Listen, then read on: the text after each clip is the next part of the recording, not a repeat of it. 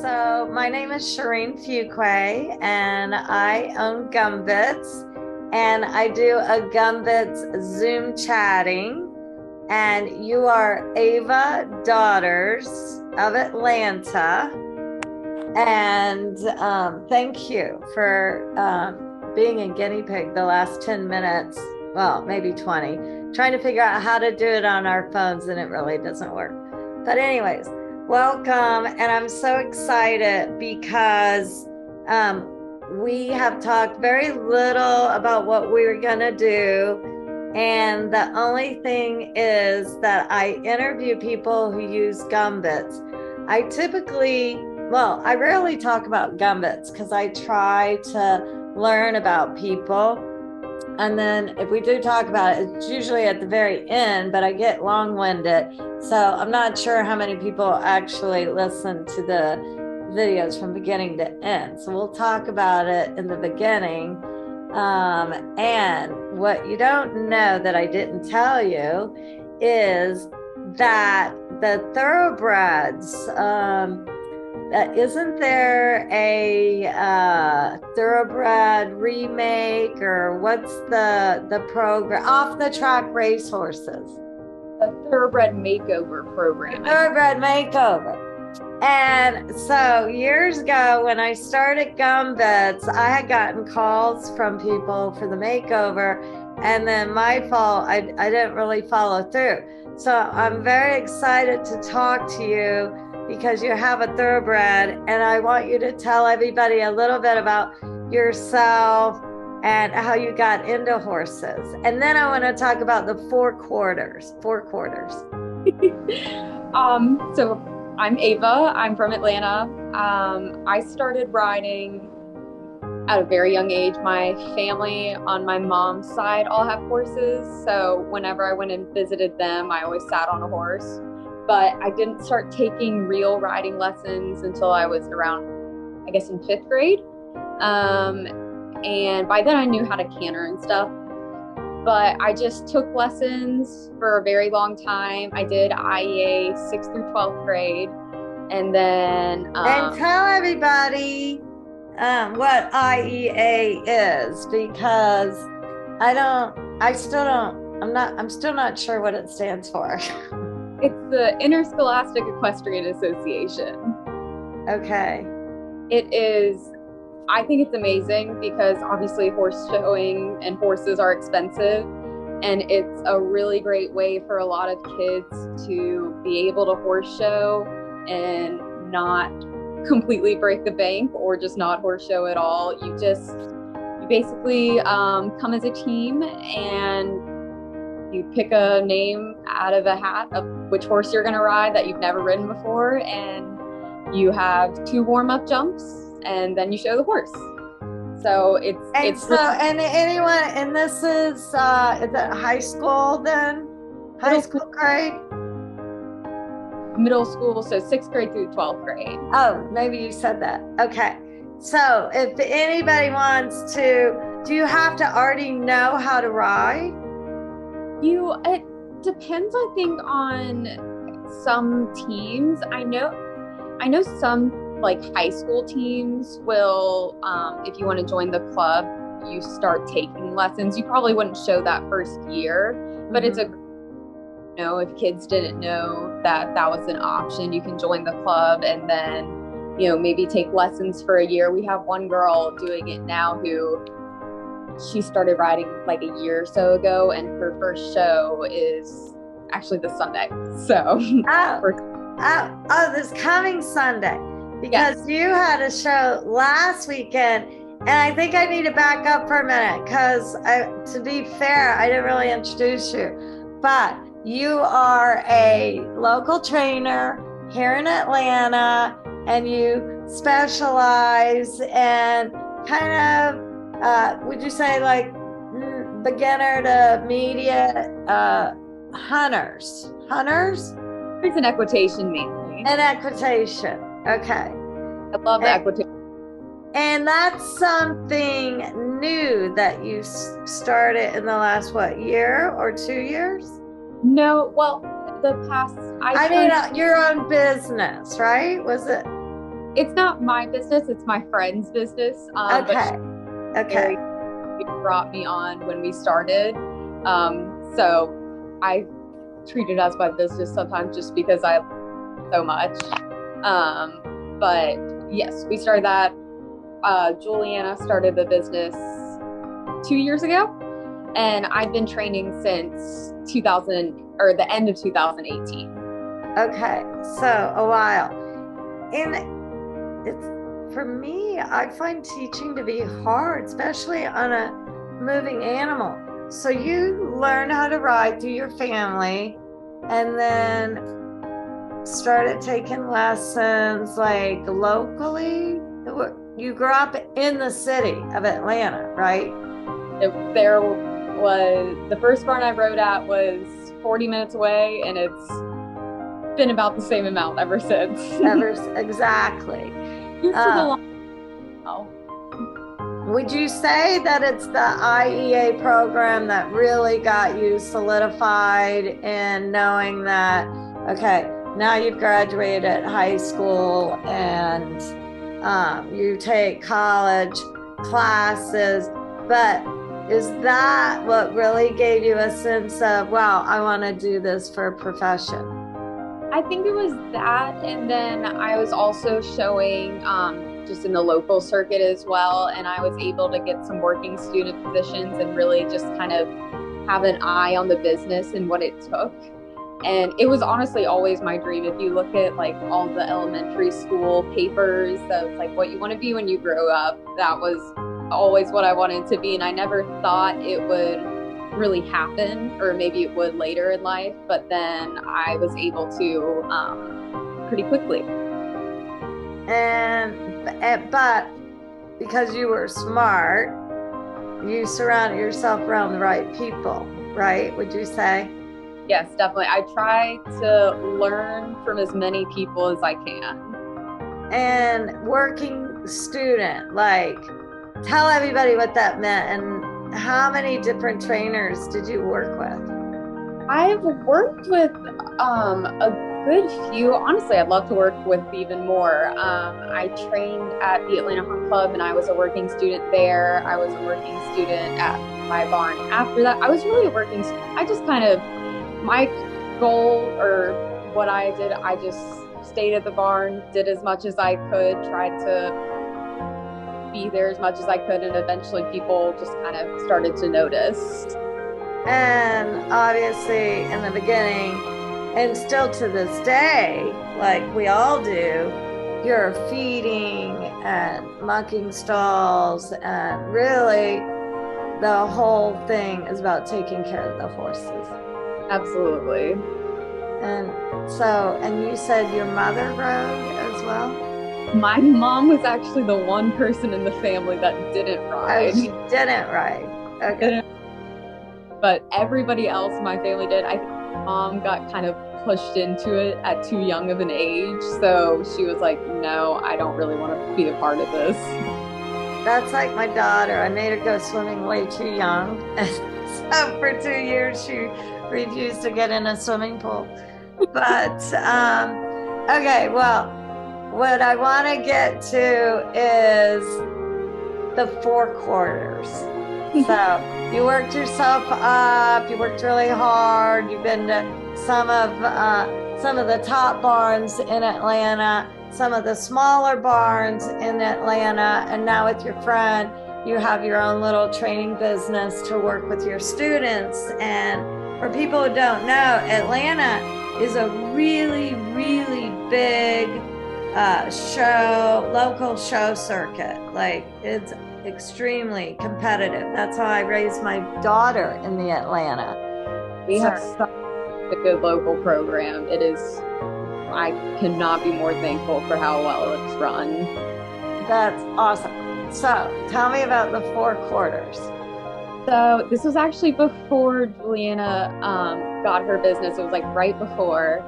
I had been training Cosmo for about a year with his trainer, and then we decided to move, and I ended up buying him for $1. It was 4 quarters. I love that story. I did give her 4 quarters. I did not give her a single dollar. I love that story. And Cosmo is a thoroughbred. And I have a clip of Cosmo that you were so gracious to run back to the barn for me today and videotape Cosmo eating the GumBits. Yes. And you have not been using GumBits very long. I met you, I don't know, 3 months ago. And tell us why you tried it and why you like it. So he was $1 for a reason. I love him to death. He will be my pride and joy my entire life, but he has had his issues, to say the least, on the ground and off ground. and how old is he? Because I'm going to put his video up too, because he's super cute. My baby, but he's 9. He did have EPM. We got it fixed, thankfully, pretty quickly. It's a neurological condition. And so for people that don't really know what EPM is, what does that mean exactly? The exact person to ask. I've tried to understand. I could be saying this wrong. What I was told is it's almost like a neurological disconnect between their brain and their hind end. One of the ways that explained it to me is if I hold my hand behind my back, I know I'm holding 5 fingers up, but if they wouldn't know what was going on behind my hand or how much, if it was theirs. So they just kind of weren't understanding what was going on, if that makes any sense. So that was a big hump. And then retraining because of that, he has very little muscle on his hind end.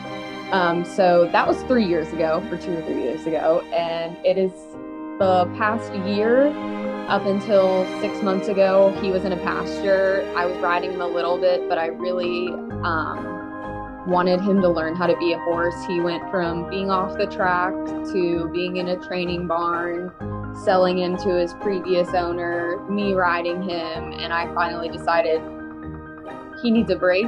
He needs to learn to be a horse because he went from racing to doing this, and it was the best thing I could have done for him. So I started him the past 6 months, and then he's still, he's not the fanciest.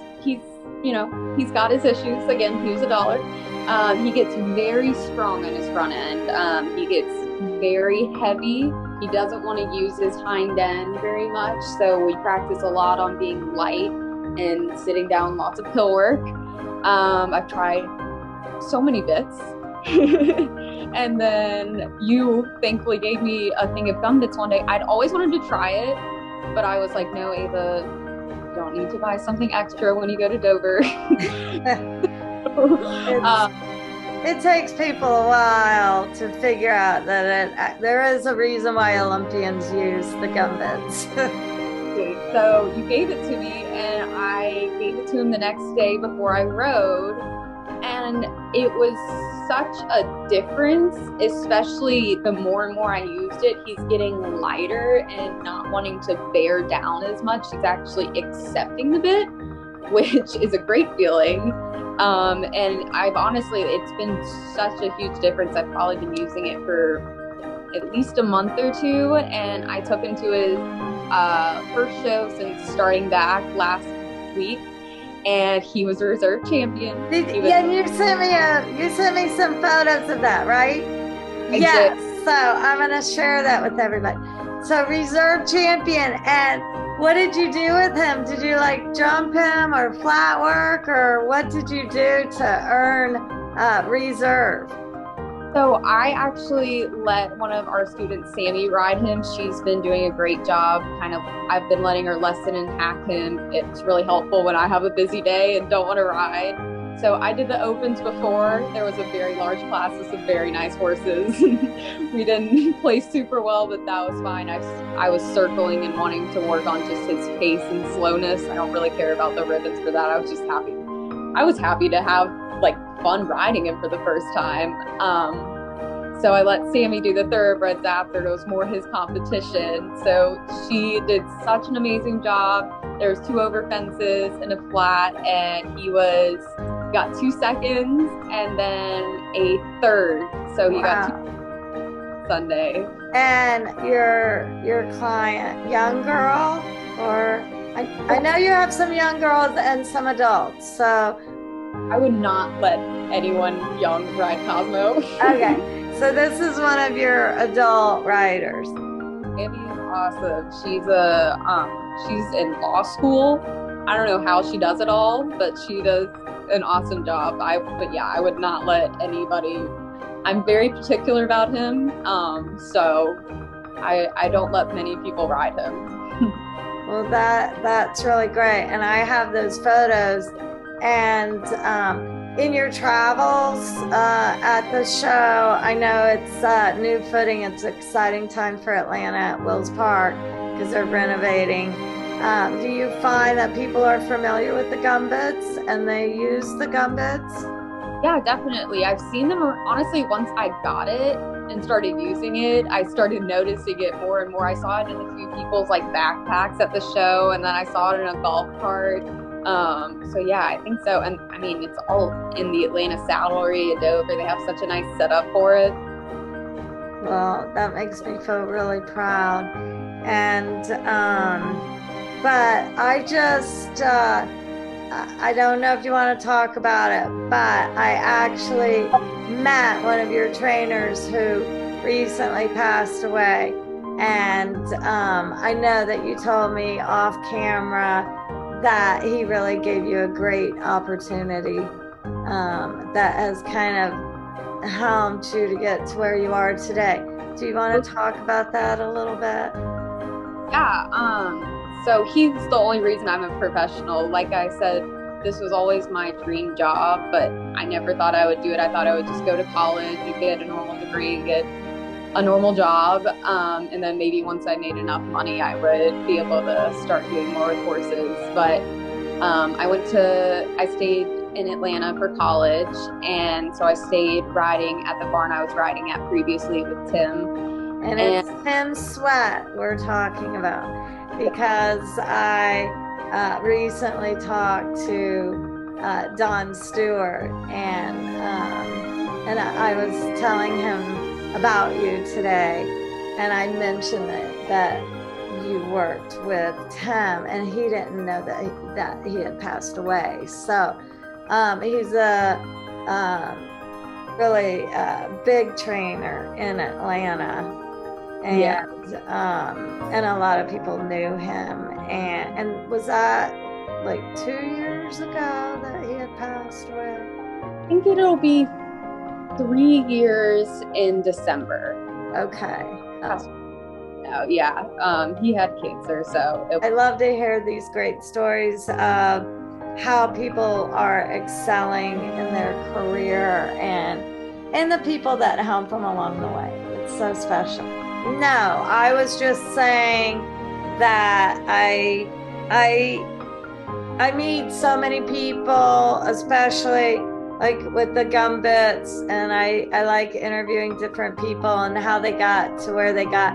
And it always seems like there's, that one person that really helped them. And I met Tim. I didn't know him real well, but he was always very gracious to me and very, very nice. So I just wanted to acknowledge how sad it is for the Atlanta community that he's lost, but obviously he's gonna live on through you. And what a really nice thing that what you just said.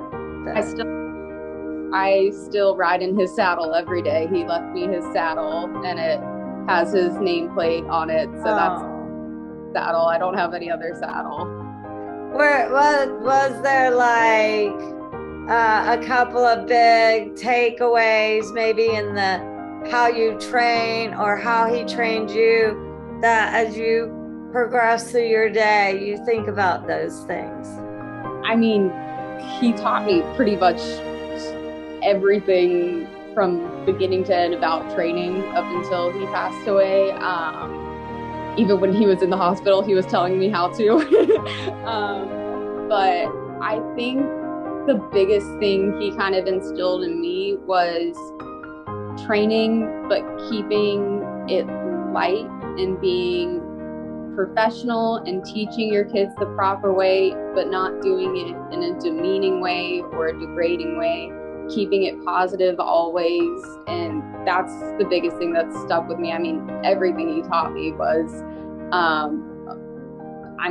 but that was one thing he really tried to make very sure that we always did, was just making sure that our kids were happy and they were having fun, because there's no point in doing it if you're not enjoying it.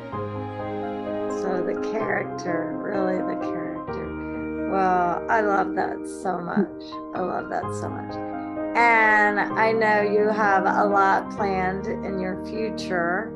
And I'm just so grateful. Now, do you think that you might specialize in thoroughbreds, or do you have a different idea of what you want to do in the future? I'm not very picky. I couldn't tell you which one I love more, riding or teaching. I really do love doing both. So, I mean, in a perfect world, I'd have my own training barn where I could teach high-level equitation and hunters, and I love doing the jumpers. I want to get more experience in that before I start really teaching it.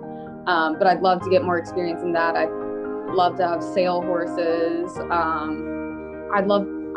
I want to do as much as I can. That's my goal. Well, I probably have a little surprise for you on this video, because to be fair, I did have you come by the barn, and you got to meet Kat, and she happened to be training with Michelle Gibson and riding and working with Kat's jumpers, and we let you jump on and get a little feel for her jumpers. Is there a big difference in like those jumpers in the thoroughbred, or do you find that basic riding is basic riding? A little of both. I mean, the foundation is always the same. It's still working the same way, but I've always found with thoroughbreds, less is always more.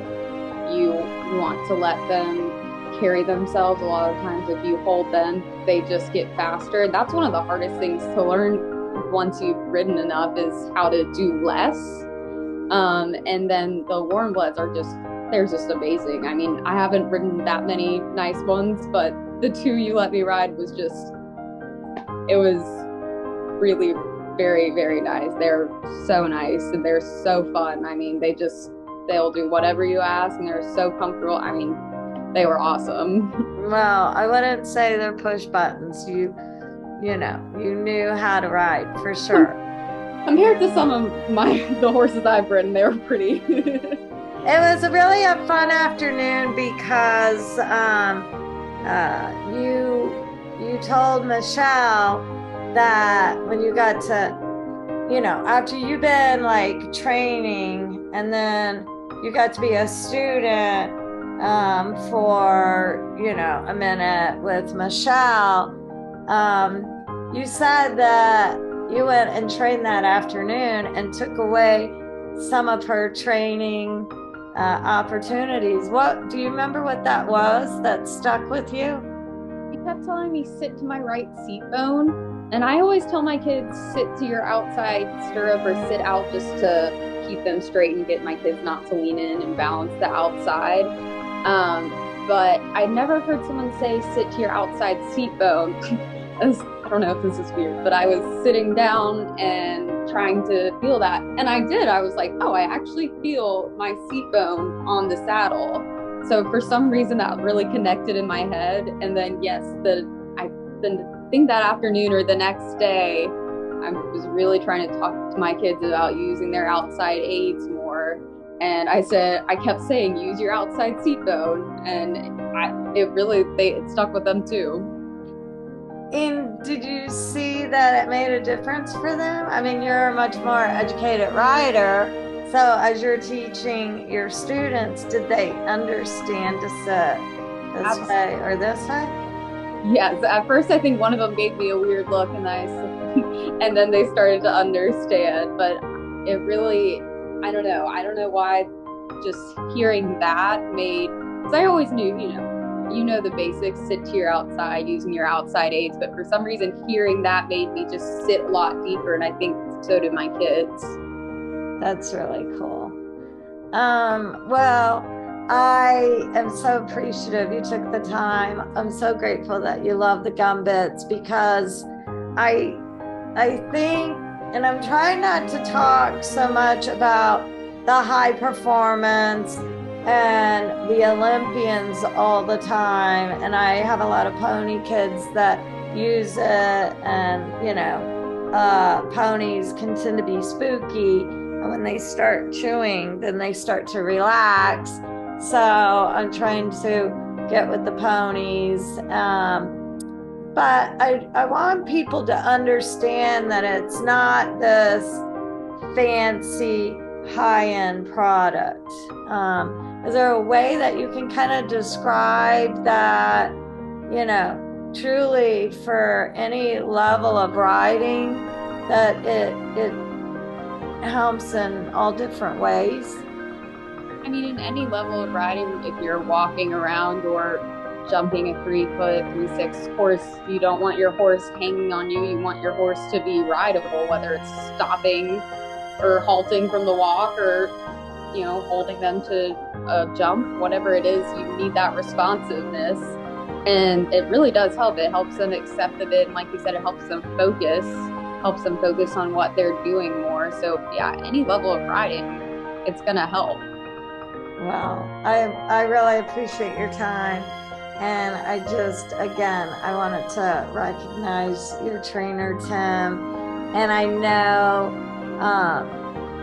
know how hard you work, and I meet a lot of people that really, they just love the horses so much. It doesn't have to be an expensive horse. And here you put your heart and soul into your thoroughbred. What is his name again? I'm sorry? Cosmo. Cosmo is so lucky and so fortunate to have someone who truly just loves to take care of him and give him a chance, especially off the track. I know it's kind of a tough life for a lot of these off the track thoroughbreds, and that's really special of you. And I really appreciate you taking the time to talk to me today, Ava. Thank you so much for having me. And I will talk to you soon. Bye. Bye. Jacqueline? Matthew? His favorite thing.